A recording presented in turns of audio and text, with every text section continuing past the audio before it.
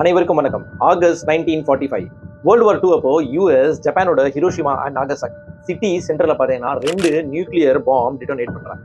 இதுதான் இந்த உலகத்தோட ஃபர்ஸ்ட் அண்ட் லாஸ்ட் நியூக்ளியர் அட்டாக்னு கூட சொல்லலாம். இந்த நியூக்ளியர் பாம் டிட்டோனேஷன்ல அட்டாக் பண்ணதுல ஜப்பான்ல பார்த்தீங்கன்னா 2 லட்சம் பொதுமக்கள் கிட்ட இறந்து போறாங்க. இந்த சம்பவத்துக்கு அப்புறம் ஜப்பான் நாங்க சரண்டர் ஆகிடுறோம்னு சொல்லிட்டு அபிஷியலா கையெழுத்து போட்டு கொடுத்துறாங்க. இந்த நியூக்ளியர் பாம்னால வேர்ல்டு வார் 2 முடிவுக்கு வந்ததுன்னு சொல்லலாம். வேர்ல்டு வார் 2ல ஜப்பான் சரண்டர் ஆனதுக்கு அப்புறம் மற்ற உலக நாடுகள்லாம் என்ன புரிஞ்சுக்கிறாங்கன்னா, தன்னோட கண்ட்ரிலையும் இந்த நியூக்ளியர் டெக்னாலஜி இருந்தாதான் தன்னை ஒரு சூப்பர் பவர் கண்ட்ரியா காமிச்சுக்கிற முடியும்னு புரியுது. இதுக்கு என்ன பண்றாங்க, எல்லா கண்ட்ரீஸுமே இந்த நியூக்ளியர் டெக்னாலஜியை தன்னோட கண்ட்ரியில கொண்டு வரதுக்கான முயற்சியில ஈடுபடுறாங்க. இதுல பாத்தீங்கன்னா இப்ப 1945ல யூஎஸ் வந்துட்டு ஃபர்ஸ்ட் நியூக்ளியர் டெஸ்ட் ஜப்பான் மேல பண்ணி நியூக்ளியர் கண்ட்ரின்னு அறிவிச்சிருக்காங்க. இதுக்கப்புறம் அடுத்த 4 வருஷத்துல பாத்தீங்கன்னா ரஷ்யாவுமே இந்த ரேஸ்ல கலந்துக்கிறாங்க. 1949ல நியூக்ளியர் டெஸ்ட் பண்ணிட்டு ரஷ்யாவுமே தன்னை ஒரு நியூக்ளியர் ஸ்டேட்டா அறிவிச்சிடறாங்க. இதுக்கப்புறம் அடுத்த 1952ல இங்கிலாந்து நியூக்ளியர் டெஸ்ட் பண்ணிடுறாங்க. இதுக்கப்புறம் 1960ல பாத்தீங்கன்னா பிரான்ஸ் நியூக்ளியர் டெஸ்ட் பண்ணிடுறாங்க. இப்போ இந்த நாடுகள் நியூக்ளியர் டெஸ்ட்கள் பண்ணதுல பெரிய அச்சுறுத்தல் இந்தியாவுக்கு இருந்தது. ஆனா 1964ல பாத்தீங்கன்னா சைனா தன்னோட நியூக்ளியர் டெஸ்ட் பண்ணிட்டு இந்த உலகத்தோட 5வது கண்ட்ரி ஆகுறாங்க.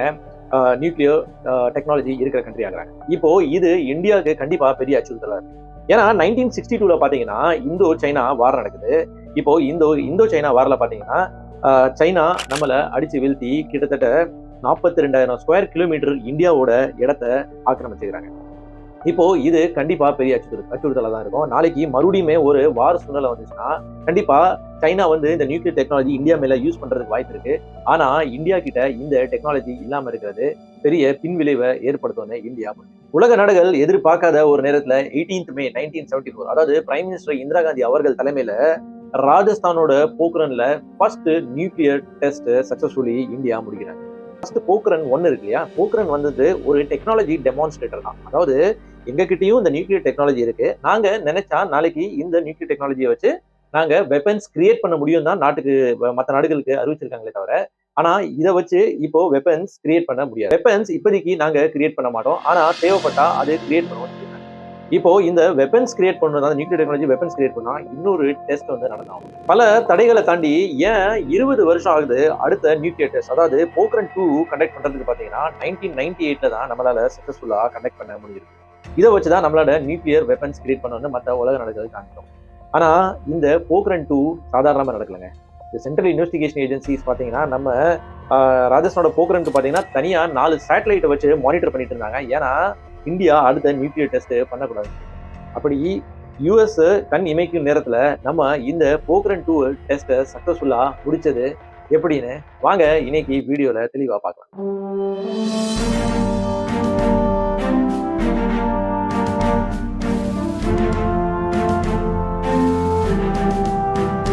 இந்தியாவோட நியூக்ளியர் ஜெர்னி பாத்தீங்கன்னா இண்டிபெண்டன்ஸ் முன்னாலே ஆரம்பிச்சிருந்தாங்க சொன்னோம். ஆமாங்க, 1935ல பாத்தீங்கன்னா ஃபாதர் ஆஃப் அட்டாமிக் எனர்ஜின்னு சொல்லப்படுற ஹோமி ஜஹாங்கீர் பாபா அவர்கள் கேம்பிரிட்ஜ் யூனிவர்சிட்டியில பிசிக்ஸ்ல PhD முடிச்சுட்டு இந்தியாவில காஸ்மிக் எனர்ஜிக்கான ரிசர்ச்ல ஈடுபட்டு இருக்காரு. இந்த மாதிரி சூழ்நிலை தான் பண்டிட் ஜவஹர்லால் நேரு அவர்களை சந்திக்கிறாங்க. என்ன சொல்றாங்கன்னா, நம்ம இந்தியாவுக்கு ஒரு அட்டாமிக் பாம் ஒன்று கண்டுபிடிக்கலாம்னு சொல்றாங்க. ஆனா பண்டிட் ஜவஹர்லால் நேரு அவர்களுக்கு இதுல விருப்பம் இல்லை. ஏன்னா பண்டிட் ஜவஹர்லால் நேரு அவர்களுக்கு உலக அளவுல பாத்தீங்கன்னா பீஸ்க்கான ஒரு முத்திரை இருக்கு.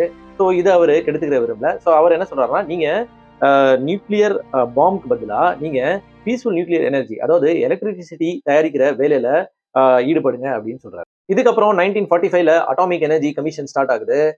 1947ல பாத்தீங்கன்னா இந்த அட்டாமிக் எனர்ஜி கமிஷனுக்கு பாத்தீங்கன்னா ஹோமி ஜஹாங்கீர் பாபா அவர்களே தலைமை பொறுப்பா அறிவிச்சிடுறாங்க. இப்போ 1954ல அட்டாமிக் எனர்ஜி எஸ்டாப்ளிஷ்மெண்ட் ட்ராம்பே ஆரம்பிக்கப்படுது, AEET. இந்த AEETங்கிறது வேற எதுவும் கிடையாதுங்க. இன்னைக்கு ஃபேமஸா பாபா அட்டாமிக் ரிசர்ச் சென்டர்னு அழைக்கப்படுறதா AEET. இந்த 1966ல ஹோமி ஜஹாங்கீர் பாபா அவர்களோட இருப்புக்கு அப்புறம் இந்த AEETயோட பேரை பாபா அட்டாமிக் ரிசர்ச் சென்டர்னு மாத்திருக்காங்க. 1957ல பண்டிட் ஜவஹர்லால் நேரு அவர்கள் சொன்ன மாதிரியே வெற்றிகரமா ஹோமி ஜஹாங்கீர் பாபா அவர்கள் இந்தியாவோட ஃபர்ஸ்ட் நியூக்ளியர் ரியாக்டர், அதாவது இங்கிலாந்தோட சப்போர்ட்டோட கண்டுபிடிக்கிறாங்க. இதுதான் அப்சரா. என்னதான் இந்த நியூக்ளியர் எனர்ஜி, பீஸ்ஃபுல் நியூக்ளியர் எனர்ஜிக்காக ஒர்க் பண்ணிட்டு இருந்தாலுமே ஹோமி ஜஹாங்கீர் பாபா அவர்கள் பேக் எண்ட்ல இந்த அட்டாமிக் பாம்கான வேலையுமே பண்ணிட்டு தான் இருந்தாரு. இப்படிப்பட்ட ஒரு சூழ்நிலை தான் 1962ல இந்தோ சைனா வார் நடக்குது. இந்தோ இந்தோ சைனா வார்ல பாத்தீங்கன்னா இந்தியா பெரும் பேர் இழப்பை சந்திக்க வேண்டியது இருக்கு. நான் ஆரம்பத்துல சொன்னேன், almost 42,000 square kilometre of the land சைனாவோட கண்ட்ரோல்ல போகுது. அது மட்டும் இல்ல 1964ல பாத்தீங்கன்னா இந்த சைனா வந்து பாத்தீங்கன்னா நான் சொன்ன மாதிரி நியூக்ளியர் டெஸ்ட் சக்சஸ்ஃபுல்லா முடிச்சிட்டாங்க. இப்போ இது இந்தியாவுக்கு ஒரு பெரிய அச்சமா இருக்கு. 1965ல அன்னைக்கு பிரைம் மினிஸ்டர் இருந்த லால் பகதூர் சாஸ்திரி அவர்கள் இந்த நியூக்ளியர் டெக்னாலஜிக்கான வேலையை ஆரம்பிக்கிறதுக்கு நம்ம கதையோட ஹீரோ, அதாவது ஃபாதர் ஆஃப் அட்டாமிக் எனர்ஜின்னு சொல்லப்படுற ஹோமி ஜஹாங்கீர் பாபா அவர்களுக்கு கிரீன் சிக்னல் கொடுக்குறாங்க.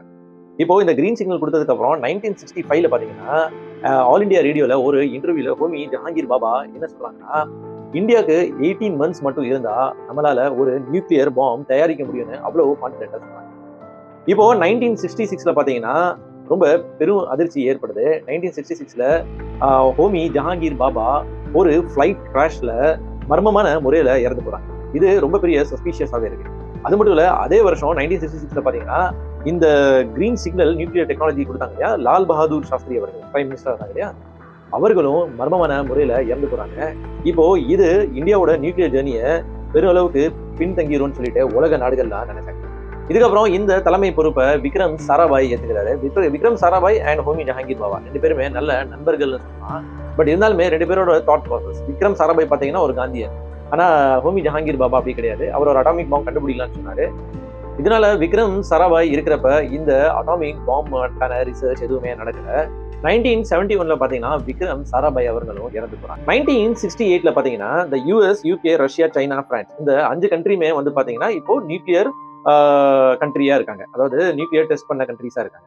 இப்போ இவங்க எல்லாருமே சேர்ந்து 1968 ஒரு என்பிடின்னு சொல்லி, அதாவது நான் பாலிஃபரேஷன் ட்ரீட்டி ஒன்று கொண்டு வராங்க. இந்த ட்ரீட்டி படி என்ன சொல்றாங்கன்னா, இப்போ எங்க கிட்ட நியூக்ளியர் பவர் இருக்கு, இதே மாதிரி எல்லா நாடுமே நியூக்ளியர் டெஸ்ட் அண்ட் நியூக்ளியர் ரிசர்ச்ல ஈடுபட்டாங்கன்னா இது உலகத்துக்கே ஒரு அச்சுறுத்தலா இருக்கும். அதனால இதுக்கப்புறம் எந்த நாடுமே வந்துட்டு இந்த நியூக்ளியர் டெஸ்டிங்கோ ஆர் நியூக்ளியர் ரிசர்ச்ல ஈடுபட மாட்டோம்னு சொல்லிட்டு கையெழுத்து போடுங்கன்னு சொல்லிட்டு இந்த நான் பாலிஃபரேஷன் ட்ரீட்டியை வந்துட்டு கொண்டு வராங்க. ஆனா அன்னைக்கு பாத்தீங்கன்னா 191 கண்ட்ரிஸ் வந்துட்டு இதுக்கு சைன் பண்ணிடுறாங்க. ஆனா இந்தியா இதுக்கு சைன் பண்ணவே இல்லை.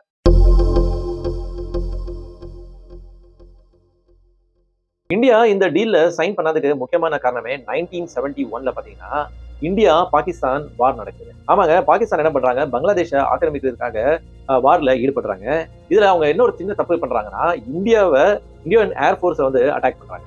இப்போ இந்தியாவுமே இதுக்கு பதிலடி கொடுக்கும் விதமா பாகிஸ்தானோட ஆர்மியை 2 வாரத்துல வந்துட்டு அட்டாக் பண்ணி அவங்களோட இந்தியாவோட கண்ட்ரோல்ல கொண்டு வந்துடுறாங்க. இப்போ என்னதான் இந்த வார் இந்தியா ஜெயிச்சிருந்தாலுமே அன்னைக்கு பாத்தீங்கன்னா யூஎஸ் பாகிஸ்தானுக்கு சப்போர்ட்டா போயிட்டாங்க. சப்போர்ட்டா போனது மட்டும் இல்லாம அவங்களோட வேர்ல்ட்ஸ் லார்ஜஸ்ட் வார்ஷிப்னு சொல்லப்படுற ஒரு ஷிப்பை வந்துட்டு பே ஆஃப் பெங்கால்ல இறக்கிருக்காங்க. இன்னொரு பக்கம் பாத்தீங்கன்னா யூகே அவங்க வந்து பாத்தீங்கன்னா அரேபியன் சீல ஒரு ஷிப்பை இறக்கி வச்சிருக்காங்க, அதாவது வார்ஷிப், அதாவது பாகிஸ்தானுக்கு சப்போர்ட்டா. இப்படி இருக்கிற சூழ்நிலையில இந்தியா ரஷ்யா கிட்ட சப்போர்ட் தேடி போகிற சூழ்நிலைக்கு தள்ளப்பட்டது. ரஷ்யா அன்னைக்கு அவங்களோட வார்ஷிப், அதாவது க்ரூசர்ஸ், டெஸ்ட்ராயர்ஸ், சப்மேரின்ஸ் இதெல்லாம் அனுப்பிச்சு யூகே அண்ட் யூஎஸ் இந்த வார்ல இருந்து பின்னடைய விட்டாங்க. ஆனா எல்லா நேரமுமே நம்ம வந்துட்டு இன்னொரு கண்ட்ரிய சப்போர்ட்டை எதிர்பார்த்துட்டே இருக்க முடியாது. இதனாலதான் அந்த 1968ல இருக்கிற நான் பாலிஃபரேஷன் ட்ரீட்டியை இந்தியா சைன் பண்ணல. இதுக்கப்புறம் 1971ல பாத்தீங்கன்னா பிரைம் மினிஸ்டர் இந்திரா காந்தி அவர்கள் நியூக்ளியர் டெஸ்ட்கான வேலையை மிக தீவிரமா ஆரம்பிக்க சொல்லி instructions and green signal atomic energy கமிஷன்ஸ்க்கு அனுப்புறாங்க.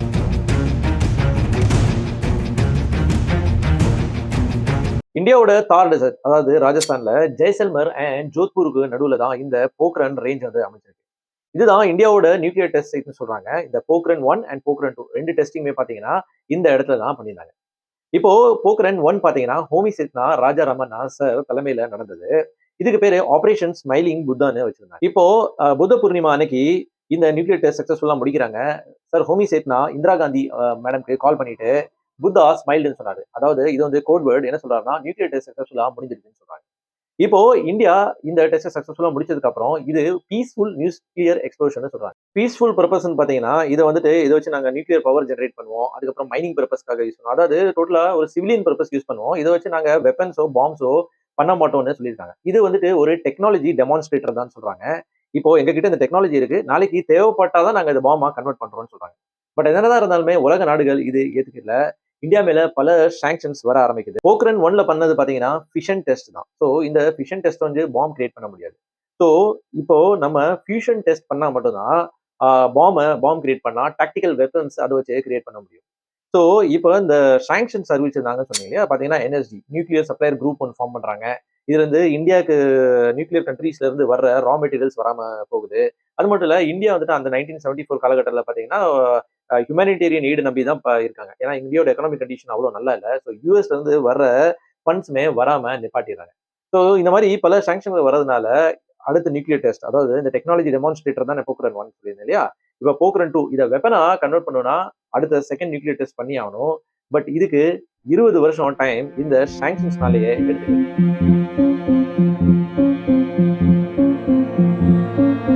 1995ல PV நரசிம்ம ராவ் அவர்கள் அன்னைக்கு பிரைம் மினிஸ்டரா இருக்காரு. அவரு டெக்னிக்கல் அண்ட் ஆர்மி டீமுக்கு இந்த நியூக்ளியர் டெஸ்ட்டை கண்டக்ட் பண்றதுக்கான இன்ஸ்ட்ரக்ஷன் கொடுக்குறாரு. ஆனா யாருமே எதிர்பாராத விதமா யூஎஸோட சென்ட்ரல் இன்வெஸ்டிகேஷன் டீம் கிட்ட நம்ம இந்தியா மாட்டிக்கிறோம். ஏன்னா இந்த போக்ரன் 2ல நான் சொல்லியிருந்தேன் இல்லையா, யூஎஸ் ஆல்ரெடி ஒரு 4 சேட்டலைட் வச்சிருக்காங்க. அது மட்டும் இல்ல, சென்ட்ரல் இன்வெஸ்டிகேஷன் ஏஜென்சி ரொம்ப க்ளோஸா நியூக்ளியர் டெஸ்ட் கண்டக்ட் பண்ணக்கூடாதுன்னு மானிட்டர் பண்ணிக்கிட்டே இருக்காங்க. இப்போ 96லயும் மறுபடியும் ஒரு முயற்சி சார் PV நரசிம்ம ராவ் அவர்கள் எடுக்கிறாங்க. ஆனா பில் கிளின்டன் டைரக்டா கால் பண்ணிட்டு, நீங்க இதுக்கு மேல டெஸ்ட் கண்டக்ட் பண்ணீங்கன்னா நாங்க உங்க மேல பல தடைகள் அறிவிச்சிருவோம்னு சொல்றாங்க. இதுக்கு பயந்து PV நரசிம்ம ராவ் அவர்களும் இதை பின் வாங்கிடுறாங்க. அடல் பிஹாரி வாஜ்பாய் அவர்கள் எப்பவுமே நான் வந்துட்டு பிரைம் மினிஸ்டர் ஆனேன்னா கண்டிப்பா இந்த நியூக்ளியர் டெஸ்ட் கண்டக்ட் பண்ணியே தீர்வேன்னு சொல்றாங்க. இதே மாதிரி தான் February 1998ல அடல் பிஹாரி வாஜ்பாய் அவர்கள் பிரைம் மினிஸ்டர் ஆகிறாங்க. அடுத்த 3 மாசத்துல பாத்தீங்கன்னா இந்த நியூக்ளியர் டெஸ்ட் கண்டக்ட் பண்ணி காமிக்கிறாங்க. இப்போ இந்த செகண்ட் நியூக்ளியர் டெஸ்ட் கண்டக்ட் பண்றதுக்கான முக்கியமான சயின்டிஸ்ட்ல யாருன்னு பாத்தீங்கன்னா டாக்டர் APJ அப்துல் கலாம் ஐயா அவர்கள் DRDOட ஹெட்டா இருக்காங்க. அதுக்கப்புறம் ராஜகோபால் சிதம்பரம் அவர்கள் DI, அதாவது டிபார்ட்மெண்ட் ஆஃப் அட்டாமிக் எனர்ஜியோட ஹெட்டா இருக்காங்க. அப்புறம் அனில் ககோத்கர், இவர் வந்து டைரக்டர் ஆஃப் பார்க்கா இருக்காங்க.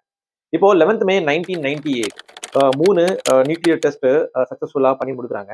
இதுக்கப்புறம் 13th May 1998ல 2 நியூக்ளியர் டெஸ்ட், டோட்டலா 5 நியூக்ளியர் டெஸ்ட் நம்ம சக்சஸ்ஃபுல்லா பண்ணி முடிக்கிறோம். ஸோ இந்த நியூக்ளியர் டெஸ்ட் பண்றதுக்கு முன்னால பல தடைகள் இருந்தது. அப்படி இந்த chief investigation central investigation agency வந்துட்டு மானிட்டர் பண்ணிட்டே இருக்காங்க. பிரைவசி அண்ட் சீக்ரஸியை மெயின்டைன் பண்ணி தான் இந்த டெஸ்ட்டை கண்டக்ட் பண்ண வேண்டிய சூழ்நிலைக்கு தள்ளப்பட்டாங்க. For example APJ Abdul Kalam sir அவங்க பேரையே மாத்தி வைக்கிற சூழ்நிலைக்கு தள்ளப்பட்டாங்க. என்னன்னா மேஜர் ஜெனரல் பிருத்விராஜ் அவங்க பேர் வைக்கப்பட்டது. அதுக்கப்புறம் சிதம்பரம் சாரோட பேர் பாத்தீங்கன்னா மேஜர் ஜெனரல் நிட்ராஜன் வைக்கப்பட்டது. இதுக்கப்புறம் இந்த போக்ரன் ரேஞ்சுக்கு போறப்ப யாருமே சிவிலியன் ட்ரெஸ், அதாவது சயின்டிஸ்ட் நார்மல் ட்ரெஸ் தான் இருப்பாங்க. அந்த ட்ரெஸ் தான் போடாது, எல்லாருமே ஆர்மி யூனிஃபார்ம்ல தான் போட்டாகணும்னு சொல்லியிருந்தாங்க. இதுக்கப்புறம் இதுக்கு ஆர்மி பாத்தீங்கன்னா கிட்டத்தட்ட 700ல இருந்து 800 ஆர்மி கிட்ட வேலை செஞ்சிருப்பாங்க. இப்போ சேட்டலைட் மானிட்டர் பண்ணிட்டு இருக்கிறதுனால மோஸ்ட்லி இந்த வேலையெல்லாம் நைட் இரவு நேரங்கள்ல தான் நடக்கும். அப்பதான் அந்த சேட்டலைட்டோட வியூ வந்து கம்மியா இருக்கும் இல்லையா. அது மட்டும் இல்ல, இந்த பாம் வைக்கிறதுக்கு ஒரு 300 மீட்டருக்கு 200 மீட்டர் அளவுக்கு வந்துட்டு நம்ம குழி தோண்டி ஆகணும். ஸோ இந்த குழி தோண்டணும்னா கண்டிப்பா இதுவும் நைட் நேரத்துல தான் பண்ணி ஆகணும். ஸோ இதை மறைக்கிறது ஒரு கேமோஃபிளாஜ், அதாவது இந்த மணல் மாதிரியே இருக்கிற ஒரு நெட்டை வச்சு மறைச்சிடுறாங்க. இதுக்கப்புறம் சாண்ட் டியூன்ஸ் தான், அதுல இருந்து வர்ற மணல்லாம் இருக்கு இல்லையா, அந்த மண்ணெல்லாம் வந்து சாண்ட் டியூன்ஸ் மாதிரி ஷேப்ஸ் கொடுத்துறாங்க. ஆர்டிஃபிஷியல் வெஜிடேஷன்ஸ்லாம் அங்கே ஓரமா பண்ண ஆரம்பிக்கிறாங்க. ஸோ ஒரு விவசாயம் பண்ற மாதிரி இருக்கட்டும்னு சொல்லிட்டு. இதுல முக்கியமான இது என்னன்னா, இந்த 700ல இருந்து 800 ஆர்மி இருந்தாங்கன்னு சொல்லி இல்லையா, இவங்க எல்லாருமே கிரிக்கெட் டோர்னமெண்ட் அங்க நடத்த ஆரம்பிச்சாங்க. ஸோ சென்ட்ரல் இன்வெஸ்டிகேஷன் ஏஜென்சியை டைவர்ட் பண்றதுக்கு இது எல்லாமே பண்ணப்பட்டது. பிரைவசி, ஆக்சுவல் பாம் வந்துட்டு பாத்தீங்கன்னா இப்போ பார்க்ல இருந்து, அதாவது பாபா அட்டாமிக் ரிசர்ச் சென்டர் இல்லையா, பாம்பேல இருந்து வரணும். ஸோ பிளெயின்ல இருந்து இது ஜெய்சல்மர் கொண்டு வரப்பட்டது. இதுக்கப்புறம் ஆர்மியோட ட்ரக்ஸ் அண்ட் வெஹிக்கிள்ல கொண்டு போனாங்க. இப்போ பெரிய கான்வாய் எல்லாம் போடலாங்க இந்த பாம்பை எடுத்துட்டு போறதுக்கு. சும்மா நார்மலா ஒரு ட்ரக் 2 ட்ரக் தான், ட்ரக்லயே இந்த பாம்பு வந்துட்டு போக்ரனுக்கு எடுத்துட்டு போயிட்டாங்க. அதாவது இந்த ஜெய்சல்மர்ல இருந்து போக்ரன் பார்த்தீங்கன்னா 100 கிலோமீட்டர் கிட்ட போக்ரனுக்கு எடுத்துட்டு போயிட்டாங்க. இப்போ பெர்ஃபெக்ட் வெதர் அண்ட் டைமிங் எல்லாமே நோட் பண்ணிட்டு, ஏன்னா யூஎஸோட சேட்டலைட்ஸும் பார்த்துட்டு இருக்கு, அந்த சேட்டலைட்ஸ் கண்காணிக்கிற நேரத்தை கரெக்டா நோட் பண்ணிட்டு 3:43க்கு ஃபர்ஸ்ட் பாம் வந்து டிட்டோனேட் பண்ணி டெஸ்ட் பண்ணி சக்சஸ்ஃபுல்லா முடிச்சு காமிக்கிறாங்க நம்மளோட scientist and army regiments. 11th May 1998 இந்த 3:43க்கு டெஸ்ட் முடிச்சதுக்கு அப்புறம் பிரைம் மினிஸ்டர் அடல் பிஹாரி வாஜ்பாய் அவர்கள் அன்னைக்கு ஈவினிங் பிரஸ் கான்ஃபரன்ஸ் கூப்பிடுறாங்க. இந்தியா இன்னைக்கு சக்சஸ்ஃபுல்லா நியூக்ளியர் டெஸ்ட் பண்ணி முடிச்சிட்டாங்கன்னு சொல்றாங்க. இது உலக நாடுகள் மத்தியில லைக் யூஎஸ் as usual பாத்தீங்கன்னா கண்டிப்பா சாங்ஷன்ஸ் இந்தியா மேல போட்டாங்க. India conducted 3 underground nuclear tests in the Pokhran range. These tests conducted today were with a fission device, a low yield device and a thermonuclear device. Sanctions போட்டாலுமே இந்தியாவோட economy பாத்தீங்கன்னா நல்ல பூமிங்ல தான் இருந்தது. இதனாலே பாத்தீங்கன்னா 2005ல வந்து பாத்தீங்கன்னா யூஎஸ்ஏ இந்தியாவோட பாத்தீங்கன்னா நியூக்ளியர் ட்ரீட்டி ஒன்று சைன் பண்றாங்க. இந்தியாவோட நியூக்ளியர் ஜேர்னி ஸ்டோரி உங்களுக்கு பிடிச்சிருக்கும்னு நம்புறேன். இதே மாதிரி இன்ட்ரெஸ்டிங்கான தகவல்களுக்கு என்னோட சேனலை சப்ஸ்கிரைப் பண்ணி வச்சுக்கோங்க. இந்த வீடியோ பிடிச்சிருந்தா லைக் பண்ணிட்டு உங்களோட வியூஸை கமெண்ட் செக்ஷன்ல சொல்லுங்க. நான் இன்னொரு வீடியோல உங்களை சந்திக்கிறேன். உங்களிடம் விடைபெறுவது உங்கள் சேகர் தாட்ஸ். நன்றி, வணக்கம்.